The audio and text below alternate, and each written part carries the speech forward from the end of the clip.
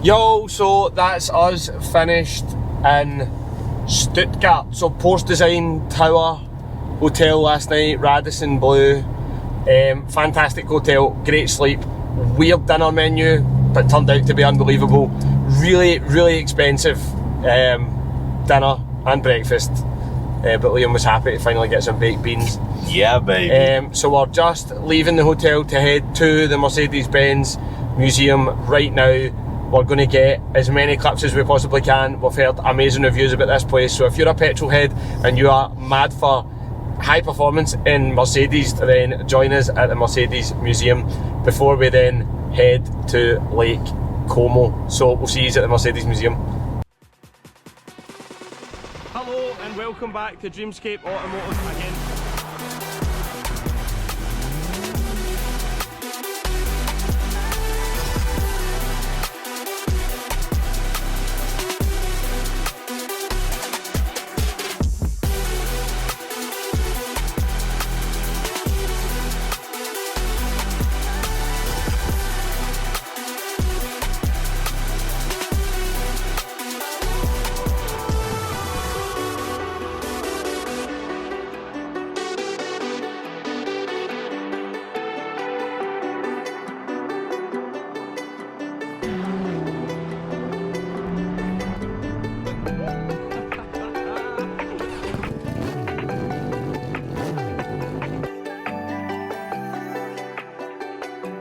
Welcome to Dreamscape Automotive.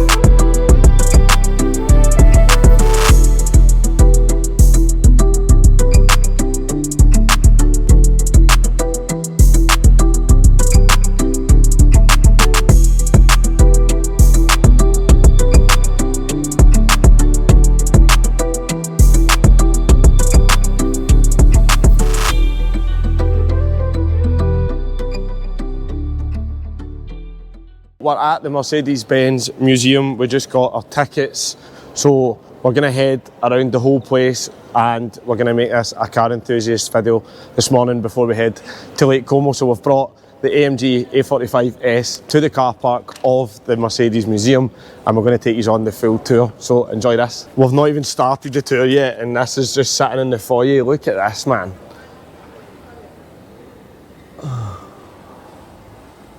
Wowza. This looks like some sort of Thunderbirds thing or something. There we go. Mercedes-Benz F400 carving. Wild. Look at this place. It's like straight up space station stuff. Oh, I'm excited. This is like petrol head heaven. We're not up there yet, but I can already see a Mercedes Formula 1 car in the distance. Let's go. It's massive, isn't it? This place is massive. It's so tall, like, and wait till you see this lift that's going to come down and get us in a minute. The projector's obviously on the edge of the lift because look, it's coming down with it. See it? Yeah, but it's too good. And everybody's now on the video. We need to get a video on the futuristic elevator. What are you raging about? It's a bit mental. So we're obviously here because we're car enthusiasts, right? And there is a bit about horses and carts. But I'm going to do you all a favour and us a favour and I'm going to skip this bit. Here? Yeah. So this building, I don't know if any of you have been to this before, right? But you go up to the very top and then it's like a gradual circle all the way down and round. I feel a bit dizzy already. There is a lot of history in the top floor. And this really isn't like a history channel. So we're going to skip to the good bits. Right, okay, I can kind of appreciate this, It's pretty sick, isn't it? Let me tell you something, that's for sure. That wouldn't survive on UK pothole roads in this day and age. This, architecturally, this is a sick building. Look at that shadow gap, man. What's that you said there? Architecturally. I think that's the right word. I think this is plane engines, isn't it? Aye, this is plane engines.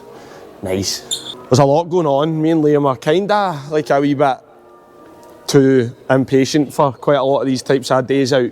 So we're actually doing this for the viewers because normally a museum day out is our idea of a nightmare. However, when it's about cars, especially the ones that we're about to see, I can just calm down a bit and deal with it. These remind me of the old gangster films back in the 1920s and that. Look at that thing. You can just imagine somebody rocking on the side of it with a Tommy gun and a three-piece suit and a hat on, can't you? That thing is absolutely beautiful. Look at that. How have we got from this to what we've got today? That the advancement of cars, performance cars is amazing, because I guess this would have been seen as like a high performance car at the time. Look, a Mercedes-Benz 540k Cabrio, 180 horsepower. Yeah, but it's Absolutely massive. I think I'll get copyrighted for that tune. Look at this. And the paintwork. I know the paintwork's obviously been so well looked after because it's in a museum, but geez, look at this. Unbelievable, by the way. Unbelievable. Look at this. This is pristine.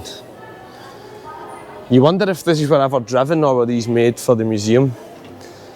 Absolutely wild. How, if you look at the A45S that we're driving now, cross countries, visiting all these different countries, 4,000 miles on the trot, you wonder if these old cars would have been able to do that. But they were obviously built for like cobblestone roads and bad terrain. But it's unbelievable how we've came from that to what we're seeing today. Right, there's something hiding behind here. I'm going to get to it in a minute. I've never seen one of these in the flesh, and I think you probably need to come here now to like feasibly see one of these. I'm going to walk over to it before I turn the camera around. Look at this. A full-blown 300 SL coupe gull wing. I don't even want to begin to imagine how much this is worth now. This will be worth millions, by the way. Millions. Look, and I can't believe we're allowed this close. Look at this. My God. Unbelievable.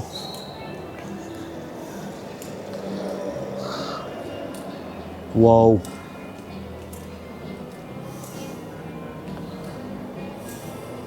That is frightening. Look at these, man.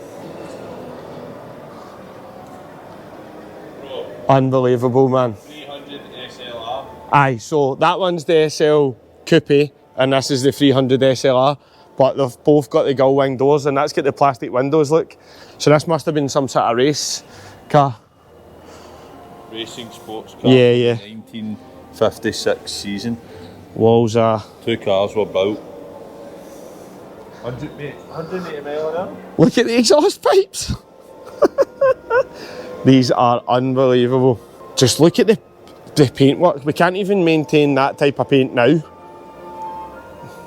Unbelievable. You can imagine the types of people that were driving these cars back when they were new, man. The clientele that Mercedes must have had for all of these years. Just have a look at that. White wall tyres, cream roof. I mean, the condition of that roof, unbelievable. You can just imagine the dealerships. We see a Mercedes dealership now as all modern cars, AMGs, all fancy, but the dealerships back then must have been like so much different, you can just imagine. So we're just looking at this chassis, right? So this chassis space frame is from these, right? And what it says here is, is that it was the high sidebars of the coupe left no room for conventional doors, inspiring Mercedes engineers to develop the gull wing design. So those gull wing doors were actually developed almost by accident. How class is that? So this looks like, there's a lot of concept cars here, but this is Mercedes' response to emissions. So this looks like some electric concepts here. So this is actually an SLS AMG, but it's an electric drive. Like, you can't get an SLS AMG anymore for any less than about $500,000 if you're getting a good one, but this is an electric drive concept. And same with this, like, look at this thing over here. This thing looks like something out of Thunderbirds. So it showed the Auto 2000 at the International Motor Show in Frankfurt in 1981, a Mercedes-Benz Auto 2000. What I'm really interested in, which is sitting here though, is this, which is actually turned into the AMG GT63 now in full dress, but this was a concept. Look at the exhaust, GT concept. So this is a hybrid, which is obviously never came to be a real thing, but now what we're seeing on modern cars is things like the cameras on the doors, but look at the size of the wheels. I don't even want what size are these? Must be about 24-inch or something. Pilot Super Sport tyres on it. So it just shows you that even before Mercedes EVs and that have become a thing, that they were doing this research. So some of this dates back years. Amazing to see all these things in one place. Like, we've stood next to 2 Formula 1 cars in the flesh since we've been here. And now we're just surrounded by like racing, like god cars basically. Look at all of this. The way they've got this stuff on display here is amazing. Look at this. It's almost like it's on like a racetrack berm. Look at that. I'm guessing they don't want people too near these because they are worth a lot of money. There's a similar engine to what we've seen in the Nürburgring Museum, a truck motor with the 2 big turb skis. And here's the Mercedes-AMG Formel 1 motor MO9 EQ Power Plus. So this is the V6 hybrid. Nice, that's cool, isn't it? I've always wondered what they looked like. Right, here we've got the cream of the crop now. Wow. So this is 1994 IndyCar PC23. Again, it just shows you how much technology's moved on. Look how exposed the cockpit is in that old IndyCar look. Lewis Hamilton has obviously been driving for Mercedes in its multiple different formats here and here, and I'm going to guess that these are probably championship winning cars. As suspected, this is the 2020 Mercedes-AMG F1 W11 championship winning car. So this is when Lewis Hamilton secured his 7th Drivers' Championship with 3 races to spare and drew level to the record of Michael Schumacher. Never stood this close to anything of this calibre. Just look at the aero and the tray, and we're getting to see a halo up close. You don't really get an opportunity to stand this close to these types of things. Look at the aero. You don't get to see these types of angles from the TV, that's for sure. I know. Look at the amount of aero. The cockpit, bro. Look at the amount of, look at the front wing. Look how close to the ground the front wing is. You can understand why these wings, when they hit them off the ground, they come flying off. I'm going to try and get the camera up over the cockpit for a second. Look how tight that is. Unbelievable. You see these cars on the telly every weekend flying around 210, 220 mile an hour, but you never get to stand this close. Look at the size of the wing on that. These are all used race cars because the tyres and the wings and the underside of the aero and everything's all damaged. I can't take my eyes off this Formula 1 car. Look at this. If you look back at the Nürburgring vlog from the other day and look what we were seeing in terms of Formula 1 cars, and then you see this as the modern day Formula 1 car, just look at the suspension and the carbon weave and that. Look, it's so thin but obviously so strong, and getting to touch one of these tyres. There's no grip on them. Unbelievable. Look how wide the tyres are. I mean, in person it's way wider than what you can see, but and look at the DRS flap. See, mere mortals like us, we don't really get opportunities to stand this close to these types of things.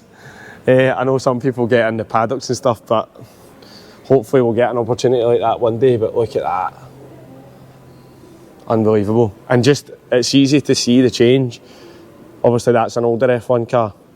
The difference is unbelievable. It's something that would take a lot of time, I think, to look back and learn all about the history of Mercedes and the racing and stuff, but it's mad that it was all a thing and the types of cars that they were driving. I mean, that looks like it's supposed to be a fireproof suit. Does that not just freak you right out? There's yours on the right there, mate. So that's us visited the Mercedes Museum, not the AMG one. Pretty cool as usual, but we are visual learners, so we just walk around, have a wee look at, but that's us done. So now we are jumping in the car and we are making a 5-hour drive to Lake Como in Italy. So let's go. That's nice wee touch about the museum look. Registration plate on the ticket. It's an I, not a 1. Ye wish. Morning. Thankfully the gift shop's not open because we would have just spent the rest of the trip budget in there. So we're just going to go and get the car. Whoa, there's loads of air blowing at that vent. So I just want to address something that's happened over the last few days. So we had the microphone set to the wrong setting for a couple of days there, and I found out last night that the sound was only coming out of one headphone. So we're vlogging on the road. Liam's driving for the last 2 hours every day. I'm editing in the car. We're getting to the hotel. We're hoping that the Wi-Fi is strong enough for uploads. So bear with us, right? We've sorted the setting out. So apologies, headphone users. You'll be listening in both ears from now on. Right, we're going for a pilot change. Liam is going to pick up the first journey to Lake Como, 5.5 hours or something like that. So first and last time I think this will ever be in the AMG Mercedes Museum car park. So almost at spiritual home, which is pretty class. So we were trying to get off the motorway due to the traffic, and we thought we would have a go at like a mountain pass road. So we made our way all the way through this quintessential German village here, which was really, really nice. But the result wasn't what we wanted. This ended up a massive epic fail. We went all the way up this lovely mountain pass, which you'll see clips of in a moment, to find out that we couldn't join the motorway at the top of it. So we spent about 40 minutes just ripping it up and down a mountain pass, to then have to go back and sit in the traffic that we were sitting in the first place. Anyway, but made for some good content, so you can watch that.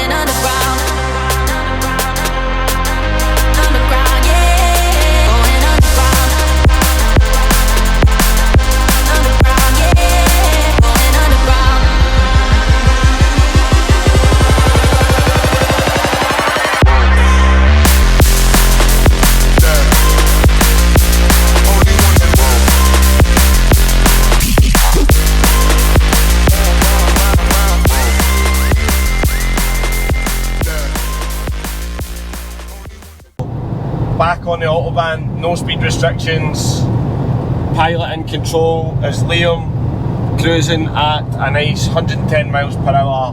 Let's get to Lake Como because that was stressful. So we're on one of the unrestricted autobahns again, so just cruising at about 100, making our way through the remaining bit of Germany. These are amazing, these motorways, however, they are quite annoying because you see me speed up, slow down, speed up, slow down, speed up, slow down. The sat-nav's helpful because it warns you about traffic. Come on, get out of the road. I know, we've got a BMW X3 in the way. Flashing. Oh, look! Yes! So this is an example of a situation where you have to be careful. We were just cruising there, 110, 115, and a bus decided to come out, and then this G-Wagon is not waiting for anybody. He's been sitting up our arse for ages, man. There you go.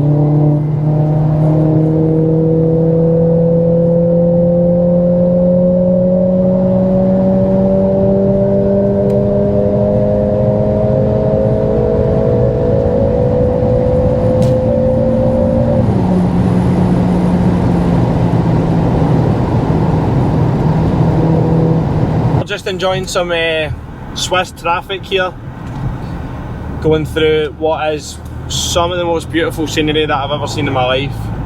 And Liam's been teaching us on Google about the Swiss police.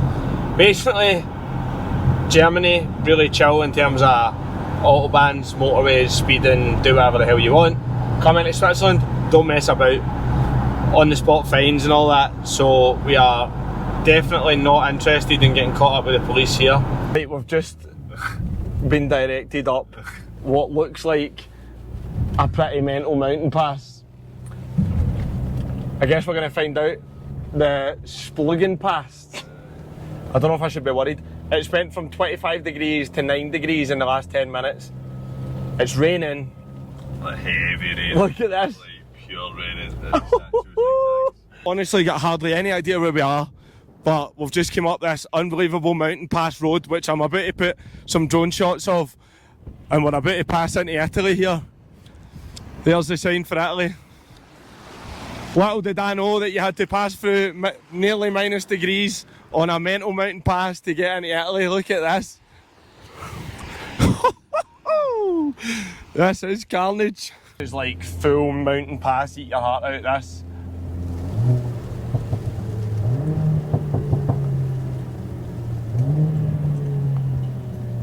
Hairpin. Wow, man. Icy.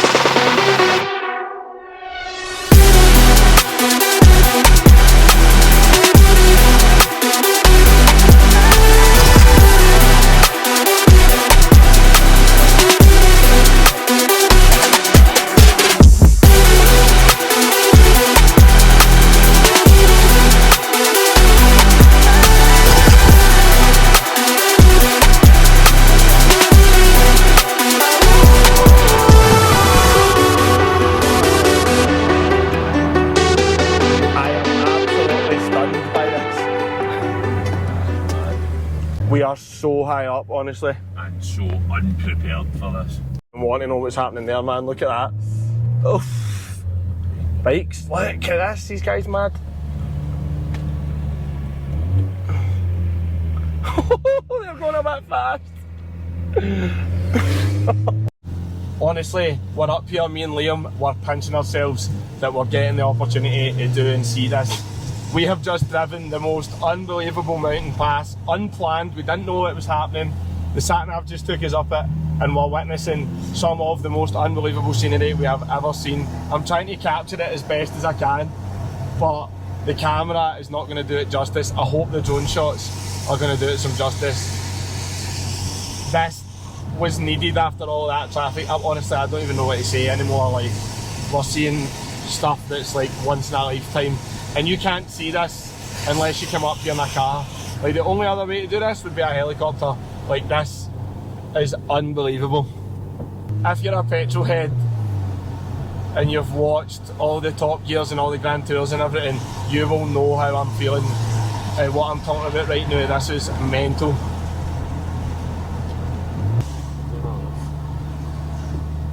Speak like. Can you see?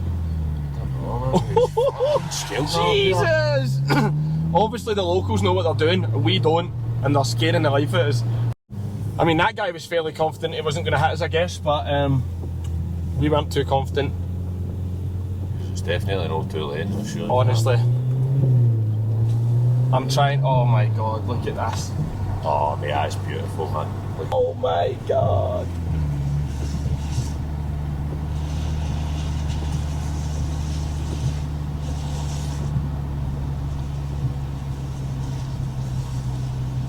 This is a bit crazy. We weren't planning on doing this much stops, but see when you've got this, what are you supposed to do? Whoa, this is mental.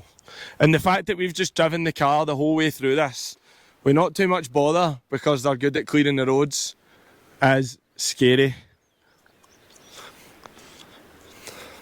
Honestly, this took us by surprise so much. Was not expecting this. A45S, champ, absolute champ in this. Look at that. Is that not a shot? Bro, is this not the most mental thing you've ever seen? Honestly. Right, we can breathe, honestly. Need to compose yourself after that, mate. That was 10-10, that was such an honour to be able to drive that road, that was unbelievable. See, that is not for the faint of heart, by the way. I would recommend you do it 100%, but that is not for the faint of heart. You are literally a foot or two away from a colossal drop of mountains, and the roads are well maintained, but the locals treat it like a racetrack. That is scary. I honestly didn't think that the trip could get better and better every day as it's going on, but my God, that was an experience.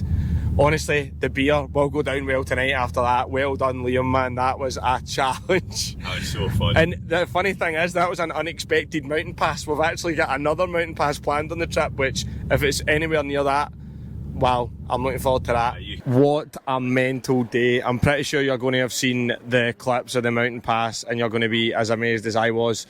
So we're now at the beautiful Lake Como. That's what you can see behind us. We're knackered. We were on the road for 9.5 hours. Myself and Liam are currently sitting right now having a glass of wine, a beer and some classic pizza in Lake Como. Never seen so many pizza restaurants in my whole entire life. So that's going to end today's vlog. Tomorrow we are going to the planned mountain pass, which is Furka Pass. I don't know how this is going to go. Today was pretty dangerous. It's probably going to be the same. But here's Liam enjoying his beer. So we'll see you tomorrow for more action.